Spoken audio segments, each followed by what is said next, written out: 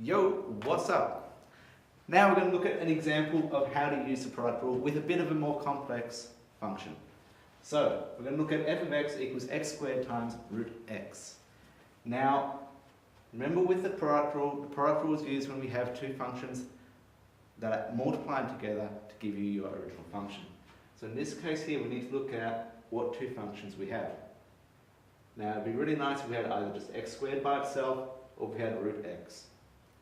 Okay, because we can figure out the derivatives from them using our usual method. So, there are functions.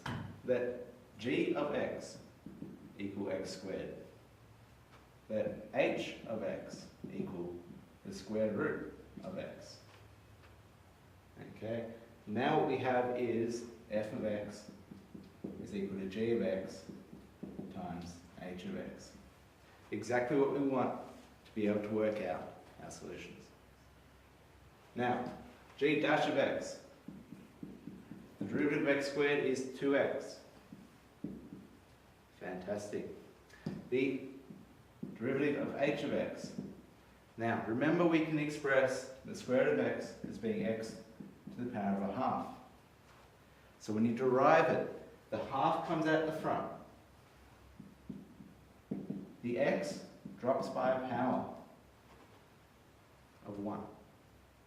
So we end up with a half x to the power of negative a half, which is the same as 1 over 2 times 1 over the square root of x, which is going to be 1 over 2 root x. Okay, we now have our hx, our h dash of x, our g of x, and our g dash of x. The product rule says that f dash of x will equal g dash of x times h of x plus g of x times h dash of x. So it's subbing our values. G dash of x we know is 2x. H of x is root x. G of x is x squared. H dash of x is 1 over 2 root x.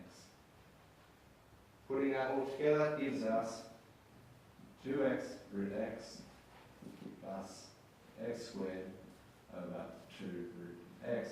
Now that's all very straightforward, but your book might not express it like that. Your book might express it as one single term, which means you have to pay attention to your denominators. Okay?